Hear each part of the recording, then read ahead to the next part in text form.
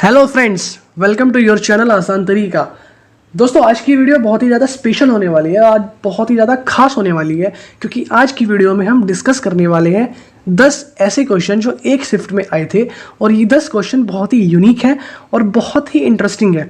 तो मेरी आपसे एक दरखास्त है कि वीडियो को पूरा कंप्लीट देखिए और 10 में से आपका कितना स्कोर हुआ है वो मुझे कमेंट सेक्शन में आप बताएं। तो एक एक करके हम आगे बढ़ेंगे और मैं आपको 10 सेकंड का टाइम दूंगा। 10 सेकंड में आपको अपने आंसर सोच लेना है, या अगर हो सके तो आप अपनी कॉपी में लिख लीजिएगा कि आपका आंसर ये है। उसके बाद मैच करिएगा, जो भी आपका स्कोर बनेगा वो मुझे कमेंट सेक्शन में आप बता दीजिएगा। तो दोस्तों, ज़्यादा टाइम वेस्ट ना करते हुए शुरू करते हैं पहले क्वेश्चन से। पहला क्वेश्चन जो आपकी स्क्रीन के सामने है, क्वेश्चन कहता है कि which article of the constitution of India mentions that the Lok Sabha must have a speaker and A deputy speaker. कि कौन सा वो आर्टिकल है जो ये बताता है कि एक स्पीकर होना चाहिए और एक डेप्यूटी स्पीकर होना चाहिए लोकसभा में। तो ऑप्शंस आपके सामने हैं, आप अपना टाइम लीजिए और बताइए मुझे।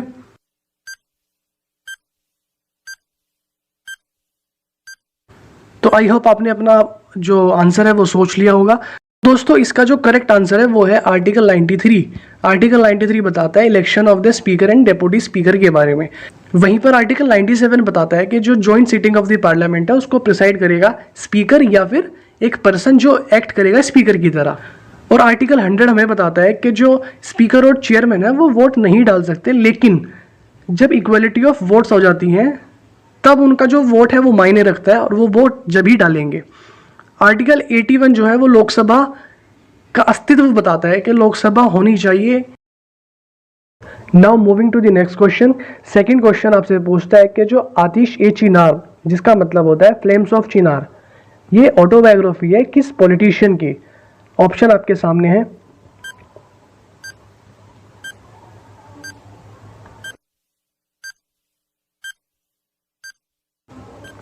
तो दोस्तों, अगर आपका आंसर एपीजे अब्दुल कलाम है तो आप बिल्कुल गलत हैं। इसका जो सही आंसर है वो है शेख मोहम्मद अब्दुल्ला। इनकी ऑटोबायोग्राफी है आतिश ए चिनार। दोस्तों, शेख मोहम्मद अब्दुल्ला जो है वो फॉर्मर चीफ मिनिस्टर रह चुके हैं जम्मू कश्मीर स्टेट के। तो दोस्तों, थर्ड क्वेश्चन पर आते हैं। थर्ड क्वेश्चन जो है ज्योग्राफी से लिया गया है। यहाँ पे आपको मिक्स क्वेश्चन देखने को मिलेंगे क्योंकि ये जो है ना रियल एग्जाम की CHSL के क्वेश्चन हैं।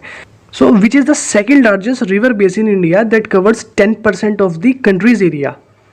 कौन सा ऐसा सेकेंड लार्जेस्ट रिवर बेसिन है जो 10% कंट्री के एरिया को कवर करता है।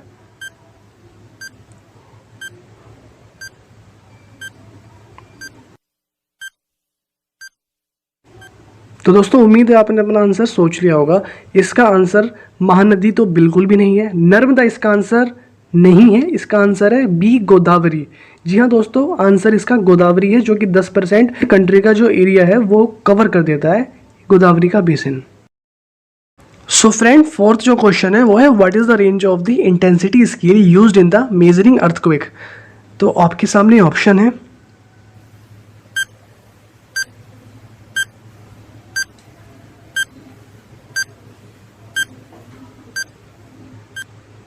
आई होप आपने अपना आंसर गेस कर लिया होगा।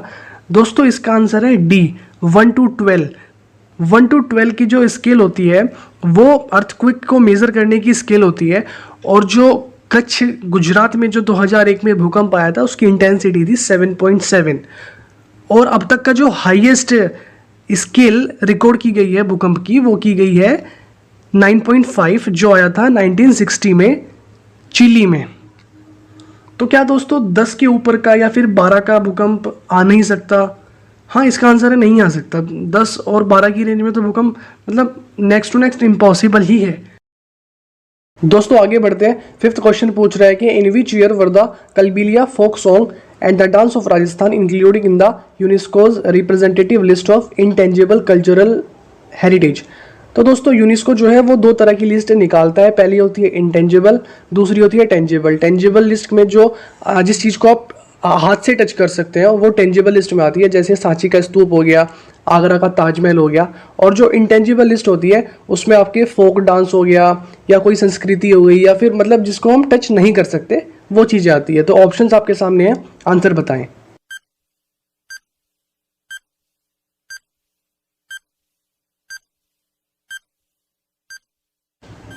तो दोस्तों, अगर आप ऑप्शन सी 2015 सोच रहे हैं तो आपका आंसर गलत है। इसका सही आंसर है ए 2010।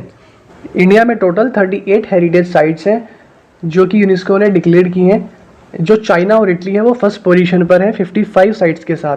इंडिया का जो पहला वर्ल्ड हेरिटेज सिटी है वो अहमदाबाद है और दूसरा जयपुर है। तो दोस्तों यूनेस्को का जो फॉर्मेशन ईयर है वो 1945 है और इसका हेडक्वार्टर तो सभी को पता होगा, पेरिस में है।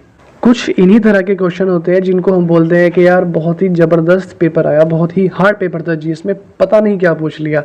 तो दोस्तों यूनेस्को से क्वेश्चन हर साल आते हैं। एक बार आप अच्छे से यूनेस्को की वर्ल्ड हेरिटेज सिटी जो है, जब वर्ल्ड हेरिटेज साइट जो है उनको अच्छे से प्रिपेयर कर लेना, सिर्फ और सिर्फ इंडिया की। 6th क्वेश्चन है कि जो सागा दावा है वो एक बुद्धिस्ट फेस्टिवल है, वो किस स्टेट में मनाया जाता है? तो बताइए आंसर।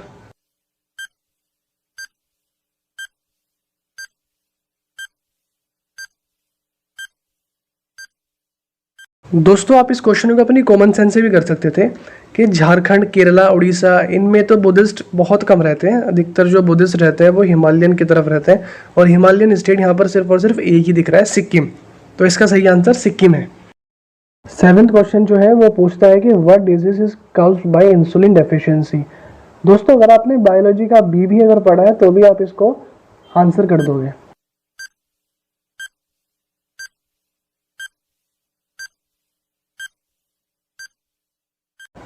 यस फ्रेंड, इसका सही आंसर डी डायबिटीज मिलिटस है। इंसुलिन एक हार्मोन होता है जो प्रोड्यूस होता है हमारे पैनक्रियाज से और वो प्रोड्यूस होता रहता है तो हमारी डायबिटीज कंट्रोल रहती है, और जब वो प्रोड्यूस होना बंद हो जाता है तो हमारी जो डायबिटीज है वो बढ़ने लगती है। फिर बाद में हमें इंजेक्शन के थ्रू इंसुलिन दिया जाता है। अगला क्वेश्चन है with which of the following sports is Bhamidipati Sai Praneeth associated.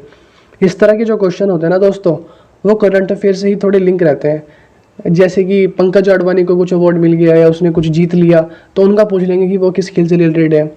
इस तरह से क्वेश्चन वो पूछता है।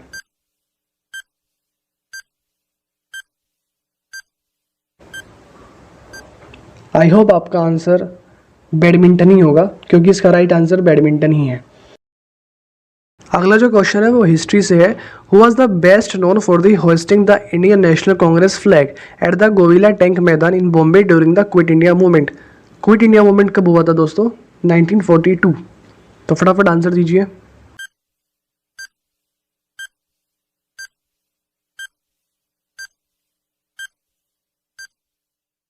क्विट इंडिया मूवमेंट बहुत ही ज़्यादा इम्पैक्टफुल मूवमेंट रहा है अब तक की हिस्ट्री में। एक तरफ तो ब्रिटिशर्स वर्ल्ड वॉर सेकेंड में एंगेज थे, दूसरी तरफ इंडियन के जो फ्रीडम फाइटर्स थे उन्होंने ब्रिटिशर्स की नाक में दम कर रखा था। बहुत सारे फ्रीडम फाइटर्स अरेस्ट हो चुके थे। वहीं पर एक यंग लेडी अरुणा असफ अली निकल कर आती हैं, वो प्रिसाइड करती हैं AICC की सेशन को और कांग्रेस पार्टी का झंडा वहाँ पर फहराती हैं। तो दोस्तों हमारी वीडियो का लास्ट क्वेश्चन, आई होप कि आप लोगों को मज़ा आ रहा होगा। तो 10th क्वेश्चन ये है, in which process is the protective zinc coating applied on iron to prevent it from rusting.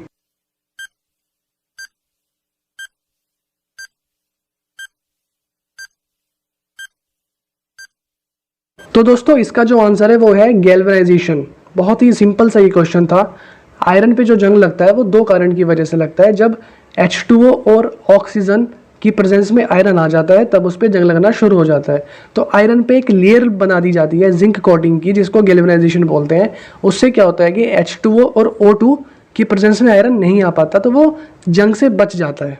तो दोस्तों आज की वीडियो में सिर्फ और सिर्फ इतना ही था।